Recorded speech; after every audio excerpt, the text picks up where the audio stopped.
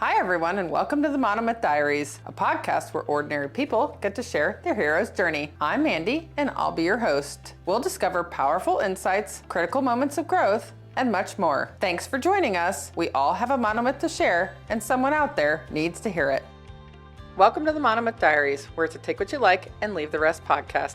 Today's featured hero is Melissa. Her story is one of resilience and transformation. Proof that even in the midst of struggle, we can uncover unexpected strength and purpose. In this first episode, she opens her diary, sharing the experiences that shaped her, the challenges she faced, and the pivotal moments that began her journey of growth. Her courage to speak openly and vulnerably is a gift, and I'm honored to share her story with you. So settle in, listen closely, and remember, in every testimony, there's wisdom we can carry with us. Welcome to the Monomyth Diaries, Melissa. Thank you for having me. Yeah, we're very excited. We're very excited to have you. We're going to start with some Monomyth story starters, a series of quick questions to get you comfortable and for the audience to get to know you. What's your favorite season? Fall. I love the change from summer, which is really hot here. By the end of summer, I'm done. And I love boots, and so I get really excited. Definitely a fall person. And for those people who are just tuning in, we're from Houston, Texas. Right. It's very hot in Texas. I'm not really sure we actually get a fall. I'll take whatever comes after summer. Right, our winter is a little bit like fall. What's your favorite holiday then, since you were talking about Christmas. holidays coming? Okay. Sunrise or sunset? Sunset. All right. Not a morning person. That surprises me, having littles, that you're not a morning person. No, I have to get up. It doesn't mean I actually like the act of getting up. I can see that. That's funny. When I was raising Weston, I never wanted to get up either. I did not like getting up, and now I get up every day at 4, and he doesn't even live here anymore. It can happen. It can happen. I like being up early and being productive and kind of ahead of the game, but the act of the alarm going off and crawling out of bed is not the fun part. So, yeah. You want to have the option to sleep in or get up. Yes. That would be nice. What's one thing most people don't know about you? Oh, there's so many things. I think a lot of people don't know that I was a ballerina. Yeah, I didn't know that. And we've known each other for how long? I think we met, our boys were in 5th grade? 7th grade. Oh, okay. Yeah. Is that when y'all joined our scout troop? So 2, 4, 6, 7 years. 7.5 years. I did not know that you were a ballerina. I love that. Okay, we're going to have to talk about that. What is one thing you always have in your fridge? Milk. Because you have kids. Yep. Okay. That's funny. I never have milk now that Weston's gone. What's a word you always misspell?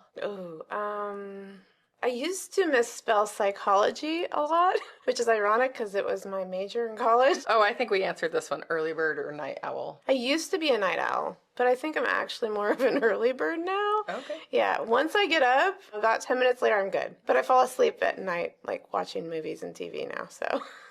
Because we've reached that age. What's one thing you cannot live without? My family. I know you were going to say that. If you could travel anywhere in the world tomorrow, where would you go? Italy. My grandmother was Italian, and I've always wanted to be more in touch with that side of me. Oh, I love that. Yeah. Oh, very sweet. Coffee or tea? Coffee. You answered this quick. Way faster than most people. Coffee. Yeah. All right. Well, are you feeling comfortable now? Yeah. Are you ready? Okay. Well, Melissa, thanks again for being on the show. We're going to start with circling all the way back to your childhood, and we're going to talk about what life was like for you as a little kid. So I have a story that I think pretty much summarizes my childhood, and I think about it a lot, which is kind of fun. So when I was learning to ride a bike, we lived in a very small town, not a lot of cars, so I was able to ride on the street all the time. And I had a really close relationship with my father, and so we used to be outside a lot together. And so, of course, he was the one trying to get me to ride my bike, or at least helping me. And I remember being on the bike and him being beside me and running with me. And because we were in a small town, we had a lot of potholes. There wasn't a lot of street maintenance, and so it was a little more challenging because I'd hit the pothole and fall over. But it was that whole method of falling over, getting back up, getting on, and he would help me again, and falling over, getting up. And that was kind of how my childhood was, is this a lot of love, a lot of patience, a lot of support, in that if I did fall down, there was somebody there to be like, okay, you can keep getting back up and going. The most memorable time, of course, was when I hit the pothole, flew over the handlebars, and then skinned up my knees and started crying because I was bleeding.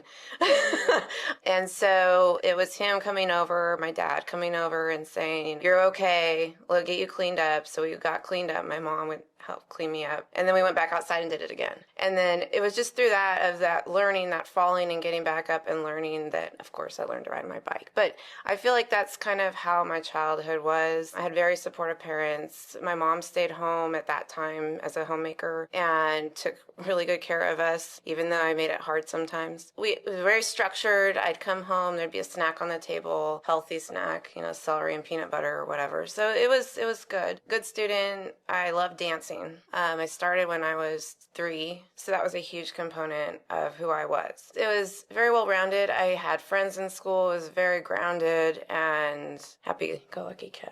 You had said once when we were talking that there were some early signs that your insides didn't match your outsides. Do you want to share a little bit about that? Because I think that's so important. There's a lot of women that have been through something like that. Like I said, everything was pretty good until I was about 11. And then a lot of things happened all at one time to kind of change who I became. One of them was that, yes, I was a dancer. I got accepted into a company, and that took a lot of my time. And so I would leave school and travel and train and then come back. And because I missed school, I think other people that weren't missing school, that were stuck there, got kind of like not happy about it. They were jealous. I don't know if that's the right word, but I got picked on a lot and bullied, and ballet wasn't cool. And so kind of outcast from my friends. And along with that, there were some things at home going on that I struggled with, which kind of caused my self-esteem to lower. And when accidents happen, it's usually because there are several things that happen all at the same time, or one back up to the other. And I think that's what happened,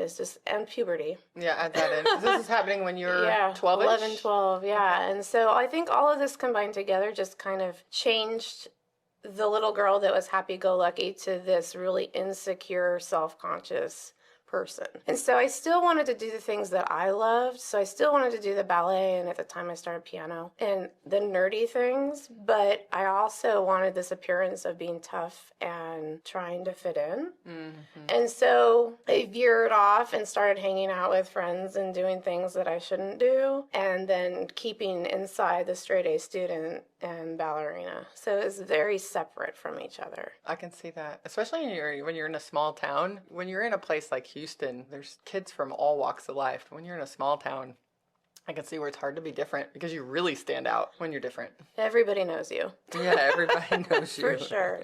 It's affecting your self-development, your emotional development, all those things. So your personality's sort of shifting. Do you want to talk a little bit about being diagnosed with leukemia when you were younger? Tell us about that, because that happens shortly after you start feeling this shift, right? So you're going to add another crisis to your situation. Yeah, another layer of fun. Yeah.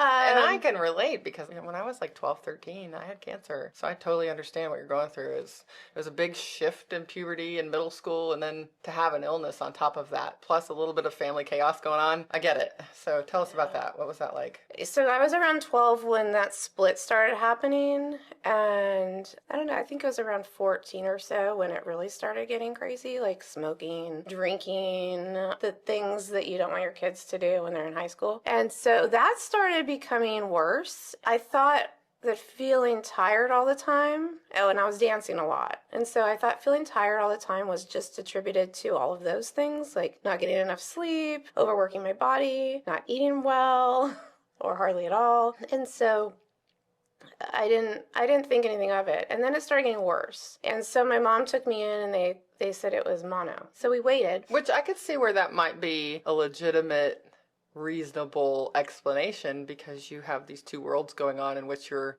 drinking and smoking and doing all those things and maintaining grades and ballet, and like you've got a lot going on that's keeping you busy. Yeah. So I can see why they might think that. Okay. Overdoing it. And that's one of the things that I was told led to me getting sick. What I was told then was my immune system dropped so low that the cancer cells were able to multiply faster, and therefore I have leukemia. That's what they told me at the time. So it got really bad. I ended up going in frequently for blood work. My primary doctor finally referred me to an oncologist, which was 2 hours away from us. So we made that drive. And when I met with him, he's amazing. He drew this whole diagram of a factory on the paper on the chair and showed me the blood, how the blood all works in the factory and all this. And by the end of it, he was like, yeah, but I don't think you have leukemia. I don't think that's what it is. Let's just keep watching for mono and, we'll revisit this. So I went home, and then it got to a point where I was like crawling on the ground. Super pale. I couldn't walk. I was so weak. The red blood cells just weren't doing what they needed to do. I got some blood work done, and my mom got a call, and they said, you need to come in right now. If she gets a bloody nose, she'll die. She doesn't have enough platelets to stop the blood from just continuously flowing. At that point, it was terrifying. So I got in the car, like I said, 2 hours drive of me in the back, just crying, terrified, holding a teddy bear. Yes, I'm 15, but I still have that teddy bear. Oh, I love that. And so, yeah, we get there, and then, of course, they talk to my mom, and they tell her I need a bone marrow biopsy. So I don't fully know what that is. I find out very shortly after that. Not a fun experience. I hear now it's much better because it's been a while. But yeah, it was basically a drill into the hip to pull the bone marrow out. And so my mom is a trooper. My mom, very brave, trying to keep it together for me. Anyway, 3 days later, they come in my room and they had said that I had leukemia. So I grabbed my long hair and I just start wailing. And that's the most vivid moment I have of that whole experience. In the car, with the teddy bear, and then of course with my braid, like I'm gonna lose my hair, which is interesting to me because as a teenager, that's the thought process that happens, at least for me. Like, it wasn't dying, it was my image. I'm gonna lose my hair. Okay. I'm gonna gain weight. I find that interesting. That's a developmental stage that we're going through as teenagers, and that's what I focused on. So after that point, I attribute everything. Well, I guess I fought too, but I attribute everything to my mom. She was very positive during that time and gave everything she had to make sure I was safe. And my mom, always someone stayed with me. So either my mom was there or my dad was there. And we made it fun. As fun as you can make it. Every card I got, I put on the hospital wall. And it was like a big paper hug. And we decorated my IVAC machine as a flamingo.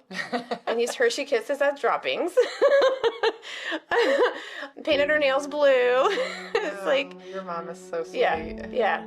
Through that, I learned quite a few things, which helped me later. One of the things we learned, that she taught me, was visualization. And so I would imagine the cancer cells in Pac-Man, the game Pac-Man, and the little Pac-Man eating the cancer cells away. That was one thing I did that I've used since then, visualization. Another thing is laughing. I really think that laughing is medicine. It's lots of funny videos. She read me funny books. We tried to make it as positive of an experience as possible, but there were dark times too. So standing on the bed, looking out the hospital window, praying and just being like, please send me your angels, and will I get married? Will I have kids? Like, these questions started flowing then at that point. Why are you doing this to me? Was another one. And then I saw a comic strip in the hospital, and it was Ziggy, and he's looking up at God, and he's in a boat, and he's floating along in his little ship, not a boat, and he gets his boat sinks, and he's standing on this island. He looks up and he goes, why me? And then you see God's bubble going, why not you? Right. And so that kind of has stuck with me too. It's like, what makes me so special? Like, why wouldn't it be me? Like, I don't know what he has planned for me. So just out of curiosity, so you've grown up with some faith as a family, because you talked about how supportive and loving your family was, but you've also been raised Lutheran. But that's a whole nother story, really. Right, but it is a part of your story, because going through leukemia and having a God to talk to, I mean, that's going to change your story, because your identity is shifting again. So I actually had a conversation with God at that point and said, I'm miserable. This is hard. I will take this and endure this, but don't give it to anybody else that I love or that is close to me. Just let me have it all. Don't let anybody near me get this. I mean, selfishly, I don't want to see anybody else go through it.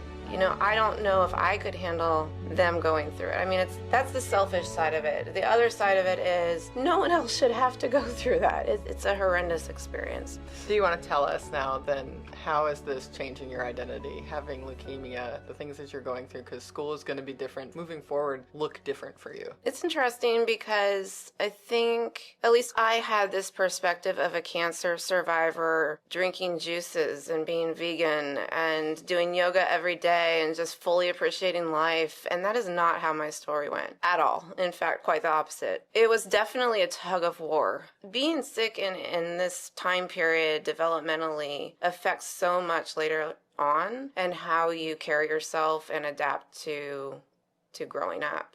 Acclimating back to real life.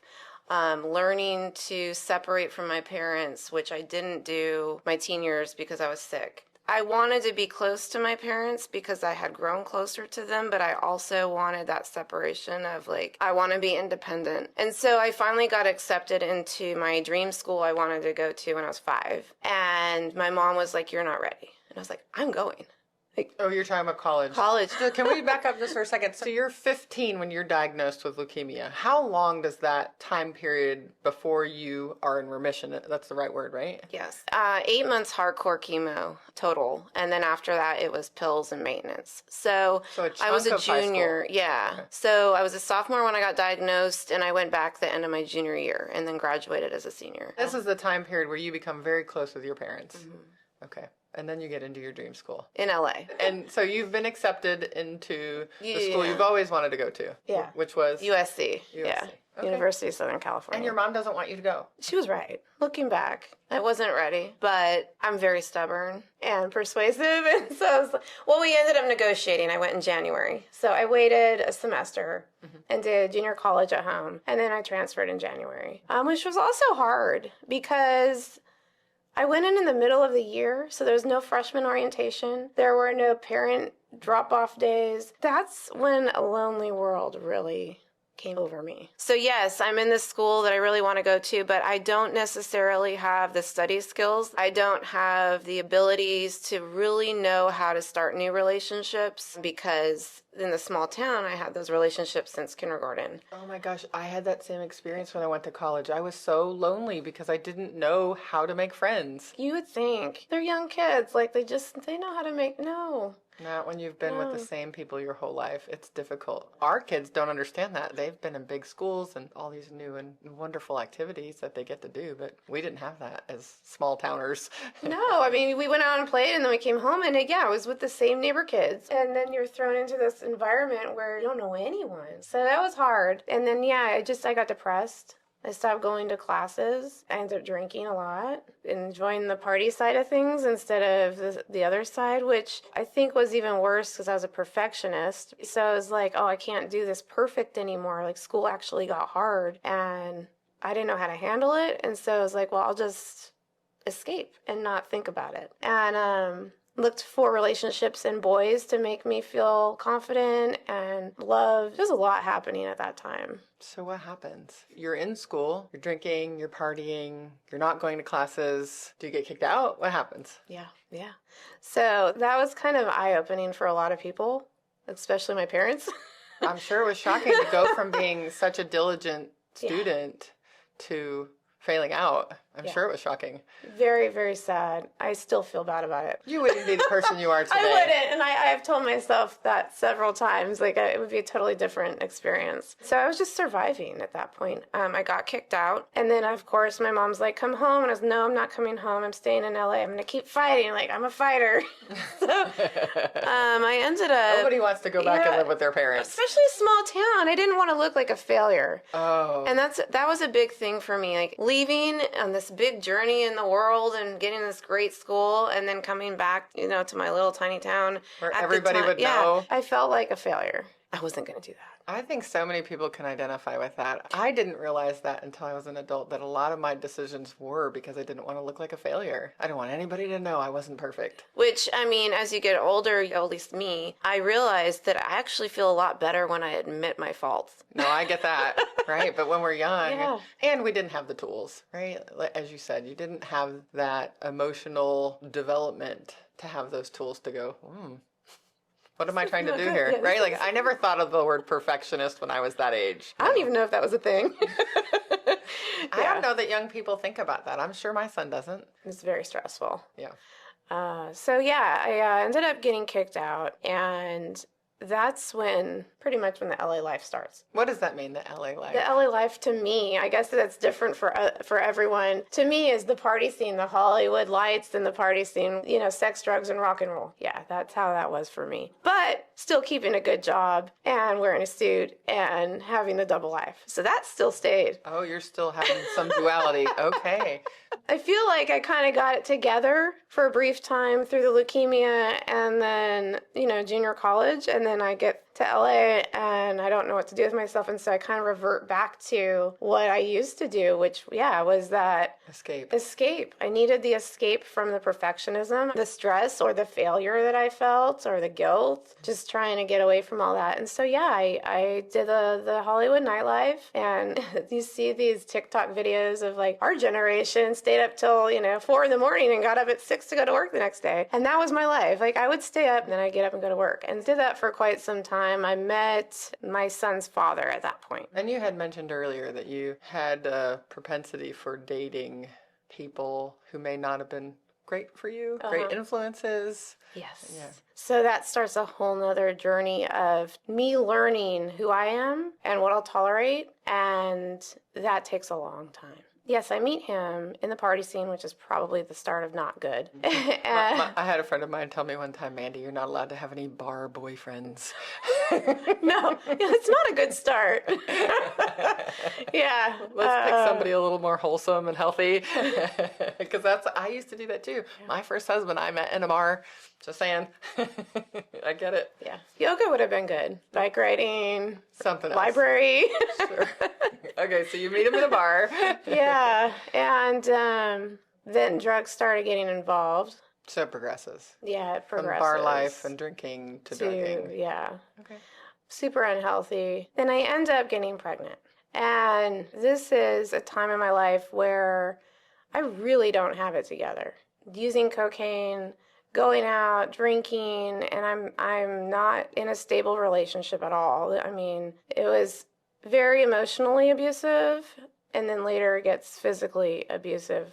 But I finally made the choice. I was like, I can't do this. I can't have a baby in this situation. And so I had an abortion. And it wasn't until recently that I could even come out and say that out loud to somebody else. I understand. Yeah, really hard decision to make. So there was a lot of guilt and wonder. So at that point, I stopped doing any kind of drugs and kind of cleaned up, drank every so often, and it was kind of a turning point in the party life. And when I was on birth control, I didn't want to relive that, and I got pregnant again.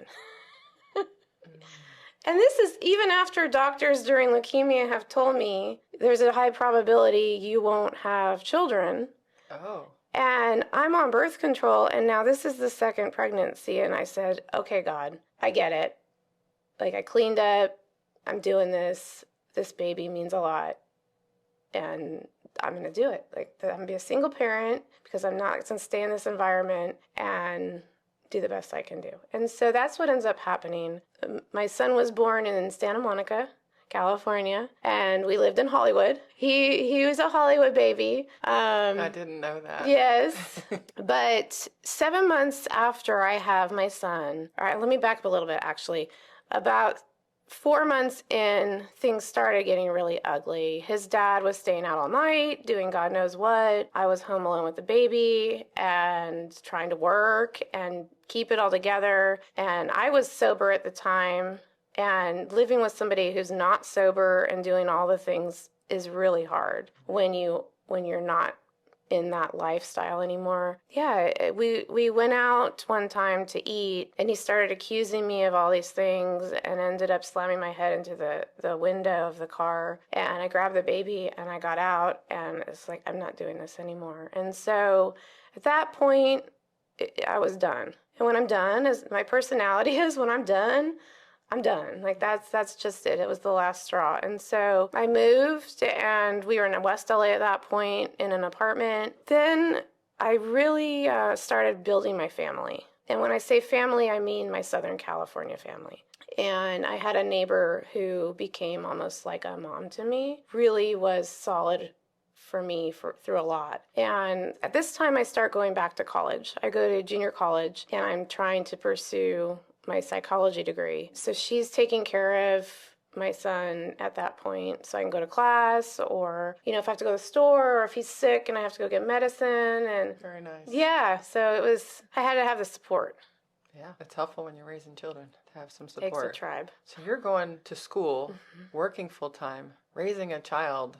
That's a lot. Good for you. Yeah, people do it, and there's strength in that. You find your strength when you're in tough situations. Tell us about the emotional state this time of being a mother. I focused a lot on work. I did really well. I was a general manager for a valet company in LA, and I kind of just dove in. So that helped with funding, our household of me and my son. At this point, my son was probably 2, and then the partying starts again.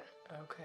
Is there anything that triggers that in particular this time? I think it was probably just looking for somebody to be with, just feeling validated, and the low self-esteem. The whole time, I think that was the driving factor. And not having internal love for myself, but needing it from an exterior source. When I asked you about your emotional state, so you're still dealing with self-esteem, but you're still at this point looking for an external solution. It's been drugs, it's been alcohol, it's been boys, it's been college, it's all sorts of things. So the drinking and the drugging start again, or is it just drinking? No, yeah, there was definitely cocaine that came back into the picture. I ended up in a community of people that was acceptable. I didn't do it around my son. I usually had a babysitter or friends would take care of him. So I still kind of had that split life of like the homemaker, hardworking single mom, and then this other life of I can't take it, I need to escape. And it ends up being too much. Can you take us back to the moment that's going to change everything for you? Like you're going to have a moment that's going to propel you forward to a giant transformation. Can you take us back to that moment?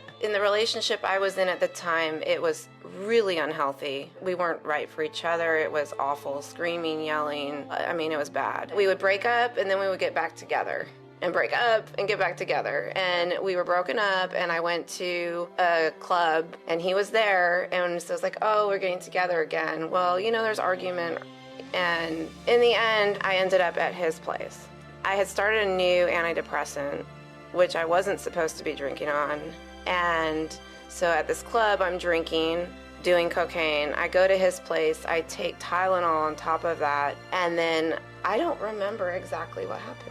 The next thing I know, I'm waking up in ICU in UCLA Medical Center. What happened, I find out, is that I stepped off the curb to go across the street to my car to leave, and a truck turned the corner and hit me. Like a big truck, like a semi-truck? You don't know to this day? I still don't know. So you step out in front of a truck and it hits you, and you wake up in ICU. How long did you stay in ICU for? 14 days, and in the hospital 17. And that was... I'm gonna cry. That was the biggest shift in my life. Not the leukemia, not getting kicked out of school, but stepping off the curb after making some seriously bad life choices. Yeah, all right. We're gonna, in the next episode, talk all about the shift that's gonna happen for you and the wake-up call that you have.